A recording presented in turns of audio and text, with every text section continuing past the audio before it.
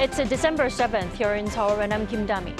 We begin with these stories making the headlines at this hour, starting with the urea supply crisis following China's export halt. South Korea has decided to double its reserves of urea used for diesel vehicles. A purchase limit has also been set to prevent panic buying. The focus of the Israeli military forces is now on Khan Younis, where they've launched active ground operations. According to Prime Minister Benjamin Netanyahu, his military has surrounded the residence of Hamas senior leader Yahya Sinwar in the Gaza Strip. The New York Times has named President Yoon and K-pop girl group NewJeans in its list of the 71 most stylish people of 2023. The newspaper highlighted Yoon's performance of American Pie at the White House and NewJeans' accomplishments as rookies. Concerns are mounting here in South Korea over China's recent export restrictions on urea used to reduce emissions from diesel vehicles. Though South Korea has enough urea inventory for more than 3 months, the government has laid out the measures to deal with the issue. Our Park Go-nu starts us off. South Korea will double its public reserves of urea used in diesel vehicles and seek countries to import it from in order to cope with potential shortages due to China's recent restrictions on urea exports. During a pan-government key economic security items task force meeting on Wednesday, the government said it will be increasing the inventory of urea from 6,000 to 12,000 tons and provide 2,000 tons beforehand to industries where supply is tight. The government also said it will look for other supply channels for urea, including Saudi Arabia, where discussions are being made, as well as Qatar, Indonesia, and Japan. It also said it would provide subsidies to companies that import urea from countries other than China, the world's largest producer of the material, as shipping expenses can be 10 to 20% higher when importing from other countries. The government said it will continue to consult with China to solve the issue. Meanwhile, the government will also ask gas stations to set purchase limits of urea at gas stations to prevent panic buying, although some gas stations already have such measures in place.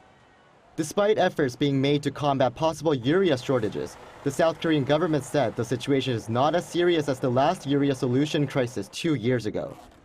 It explained there is at least a 3-month usable reserve left and other supply channels in place to cope with the issue. Park Go-nu, Arirang News. Mycoplasma pneumonia that China has recently struggled with is now going around the world, including here in South Korea.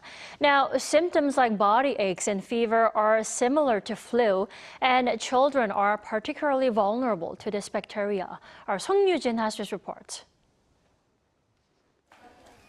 Concerns rise with the spread of respiratory diseases in South Korea and in other countries.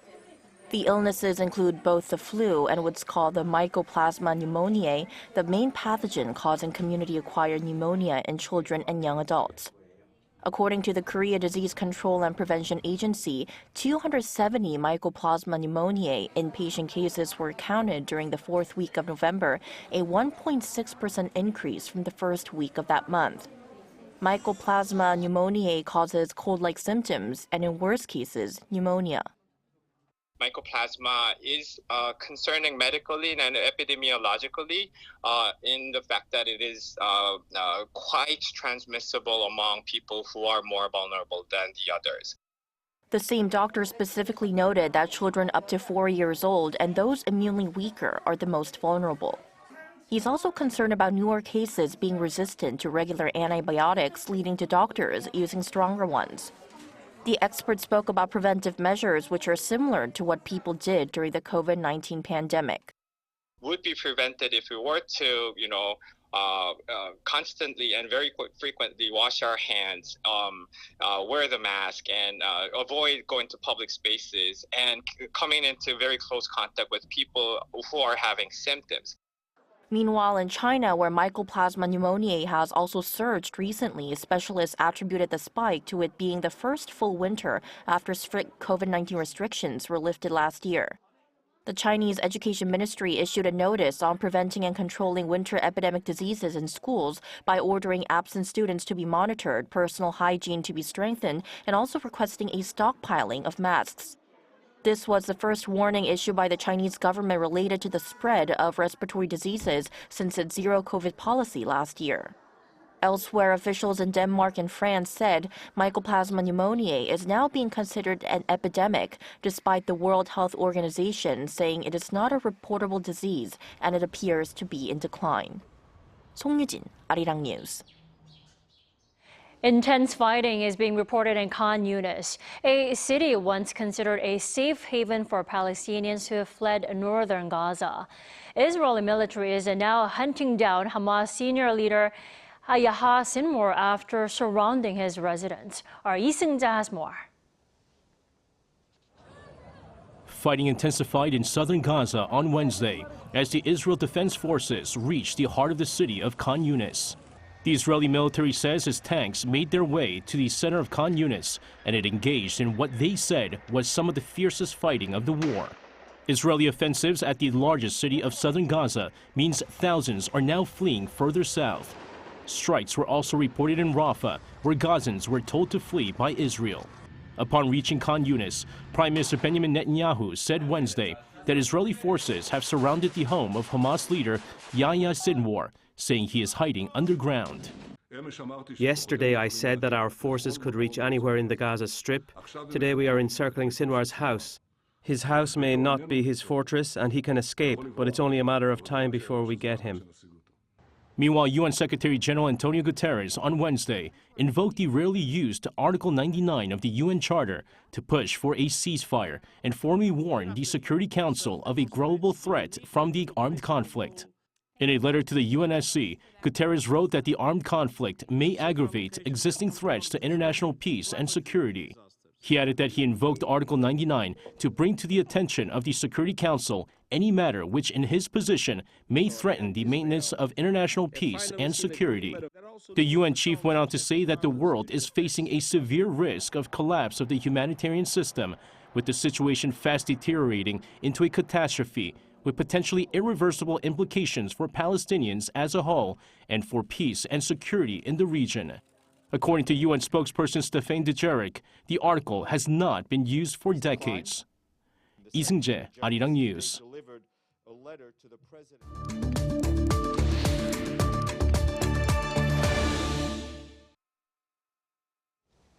Job openings in the U.S. hit the lowest level since March 2021, with the labor market softening. Is this a sign that it's time for the Fed to cut its key interest rate? For more, we're joined by Professor Shin this morning. Welcome. Good morning. Good morning. Professor Shen, job openings in the U.S. hitting the lowest level in over 2 years. Now, how is this an indication that consumer prices are being tamed? Well, job openings were 8.7 million, and that is traditionally it has been 7 million before pandemic. So if you compare it to the pandemic period, still it's a little high, 1.7 million high. So that tells you that the labor market is still pretty hot, and so for the people in the Fed, they could not be satisfied that the labor market has been pretty much cooled. So to me, 8.7 million job opening, and also job opening ratio pretty above point, I think 7.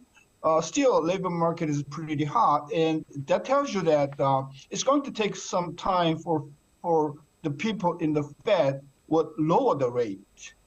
I see. Then you wouldn't say cooling demand across the U.S. labor means a rate cut soon. What do you think? It's definitely being welcomed by the Fed, though, right? Oh, yeah. I mean, if you compare it to previous month, when the job openings were about over 10 million, now it is about 8.7 million. So compared to the previous month, the job openings has been cooling pretty much. That is a good sign for inflation in the labor market. But when you compare to the pandemic level, as I said, it has been about 7 million. So still, 8.7 million job openings is pretty hot. And that tells you that the wage growth has been growing at a steady above 4%. So it is too premature for the people in the Fed to, to think about the lowering rate. So I think we have to wait at least 6 months, to consider a further rate cut. I see. Well, there were some mixed reactions from market watchers on the latest data released on a couple of days ago. Now, some analysts expect a rate cut as early as the first quarter of next year, but you just said at least 6 months, right? So you were not definitely on the same page, right? Oh, yeah. I mean, the people in the Fed has been saying that their target is to keep the inflation below 2%. Now, at the moment, the inflation is above 3%. And the indicator that the people in the Fed are looking at is PCE, and PCE is about 3.5%. So it's almost, a 75% higher than target. So for the people in the Fed, it is premature for them to think about the rate hike. That's why, the Jerome Powell has been saying to the people that we're not ready to, rate cut, and the market has been going too far and too fast. Definitely. So according to you, no rate cut until maybe Q2 or Q3. Then how many rate cuts do you think there will be actually in next year? I mean, some watchers are saying at least 2 and even up to 5. Well, you have to, the fundamental decision has been made upon how the inflation has been coming down. As I said, inflation is still over 3%, no matter whether you look at it, CPI or PCE. So it's a long way for the people in the Fed to rate cut. So I believe if the Fed cut the rate, that will be the bottom half of 2024, and the number of rate cut. I think, assuming that they rate cut by a quarter percentage point, about twice in the latter part of 2024. That, I think, depends upon whether the inflation rate goes down below 3%. I see. The U.S. monthly job report is also due out this Friday. That will probably give us a, bigger and clearer picture of what direction the Fed will take in the new year, right?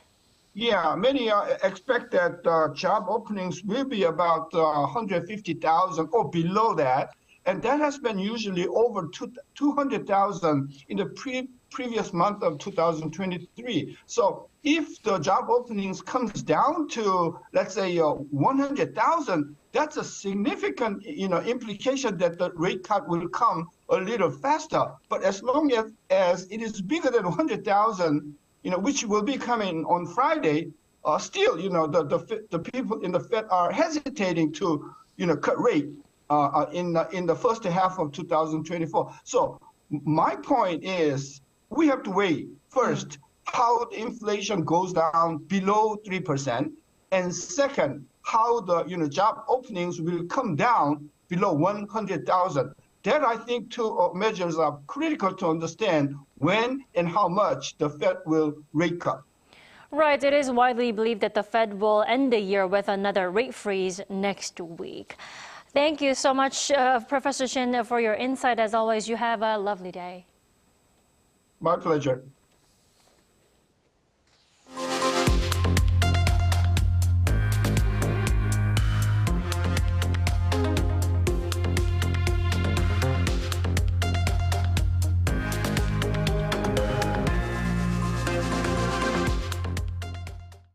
The New York Times has chosen South Korean President Yoon and K-pop girl group NewJeans as a part of its 71 most stylish people of 2023.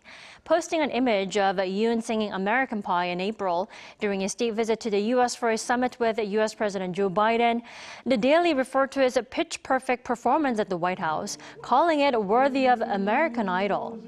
The New York Times also highlighted NewJeans' accomplishments this year.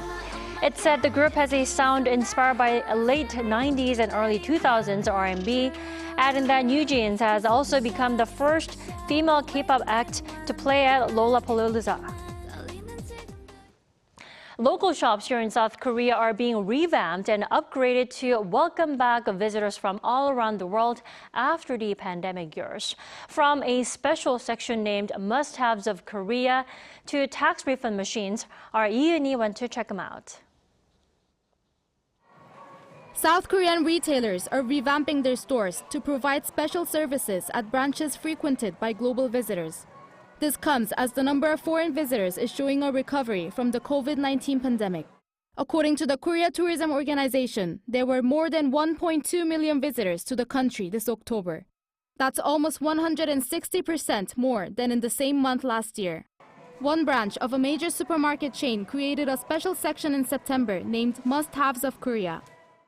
This store has a special K-food zone with the most popular products purchased by foreign customers in one place.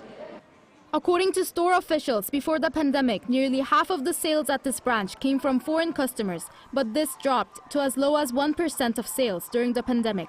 The sales from foreign customers have recovered to around 30% as of August this year. The branch also provides a luggage storage service, currency exchange, and tax refund machines, and its international shipping service resumed in May.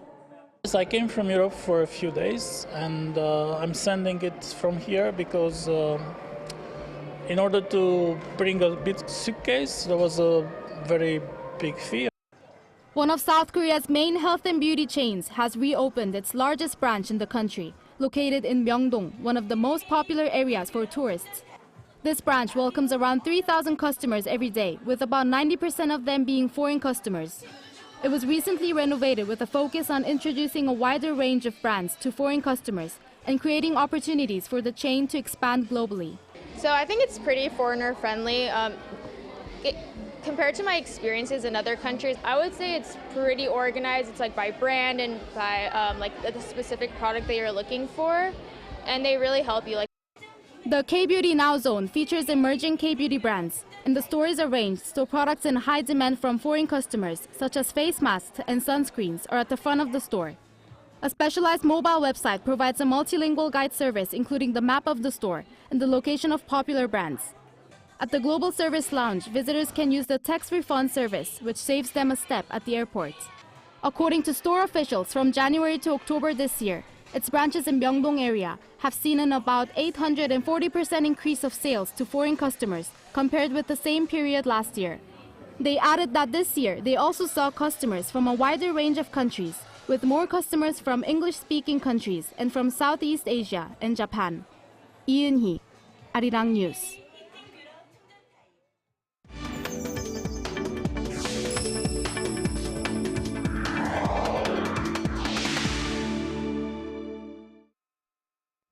South Korea is an active contributor to the international community's efforts to address global challenges and achieve sustainable development goals. Our Lee Si-hoo sat down with Ulrika Modéer, the Assistant Secretary General of the UNDP, here in Seoul to discuss what's particular about South Korea's cooperation. South Korea is the first country to have gone from being a recipient of official development assistance to being an ODA donor. And it happened in just 60 years. Ulrika Moodier, the Assistant Secretary General and Director of the Bureau of External Relations and Advocacy of the United Nations Development Program, says that South Korea's development journey is an inspiring story for many countries today. When Korea engages in international development cooperation with the UN, it can speak to its own experience. And that gives a lot of trust as we build relations. And trust is something that is very much needed in the world of today as well, because there is an increasing lack of trust between North and South, East and West, with shifting geopolitics as well. And what's particular about South Korea's cooperation is its long-standing commitment to helping those who are marginalized. So many times when we see Korean engagement, it's support to people who live with disabilities, in or because of conflict and war, like in Ukraine, for instance, or female victims of gender-based violence, which is also support that we get from Korea in work in the Democratic Republic of Congo. So it's really also to look for those who may live in the margins in the most conflict-affected or poor countries, not to leave anyone behind. While many of today's conflicts need political solutions, assistance and aid can play a key role in preventing future conflicts. We also believe that we need to invest much more in prevention. Some conflicts may not be able to prevent, but many of them actually are.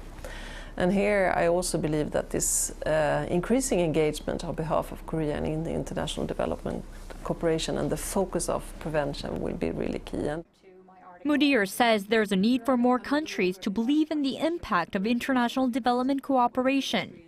I believe here the investments that Korea is doing in international development cooperation is making change every day, whether in Ukraine or Laos DPR or in the Democratic Republic of Congo.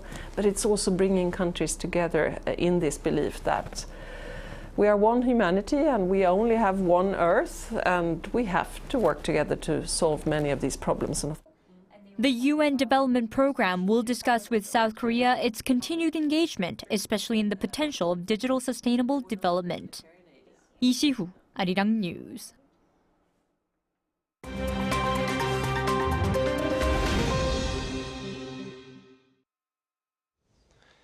Good morning, I'm Kim Si-young, and we now turn over to stories from around the world. The G7 will ban Russian diamonds from January 1st.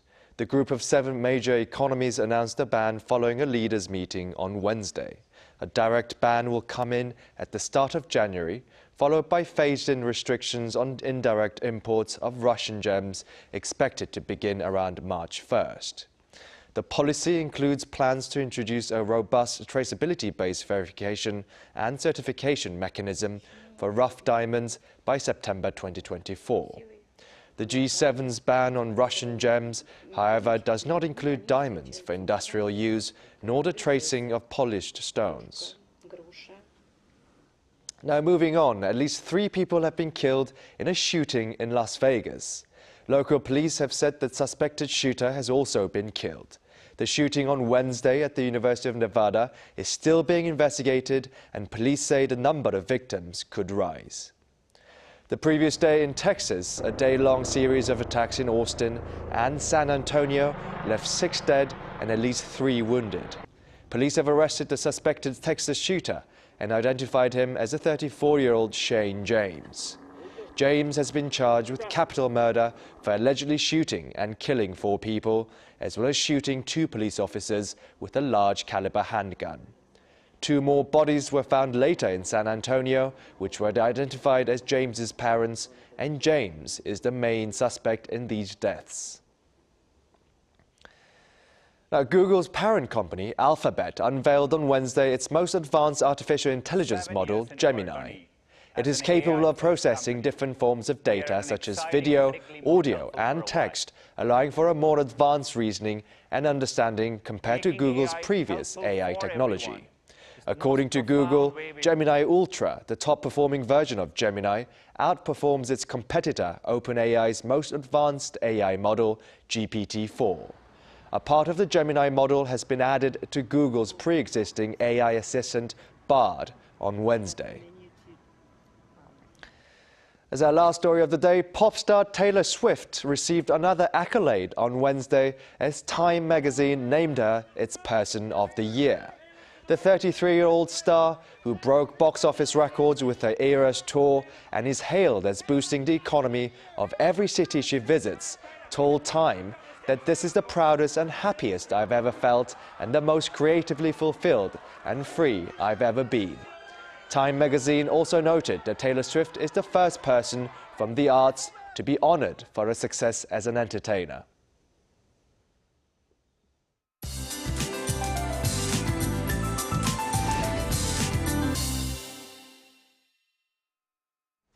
Good morning. It was murky and dusty all day yesterday with sudden rain and a few thunderstorms. But today we can expect the opposite of Wednesday. Air quality has improved overnight and blue skies will be featured nationwide. There has been a sharp drop in readings this morning, but not too bad. And highs will also rise fast, staying way above the norms this afternoon. The East Coast continues to be a fire-prone region with both dry and wind advisories in place, so fire safety is a must, please. We had a chilly start, but a fine afternoon ahead with highs going up a couple of degrees higher this afternoon. Good day for a short stroll. Seoul tops out at 11 degrees. Daejeon, Daegu sees highs at 13 degrees this afternoon. Now, temperatures will stay way warmer than norms through the rest of early December. That's Korea for you, and here's a look at the international weather conditions.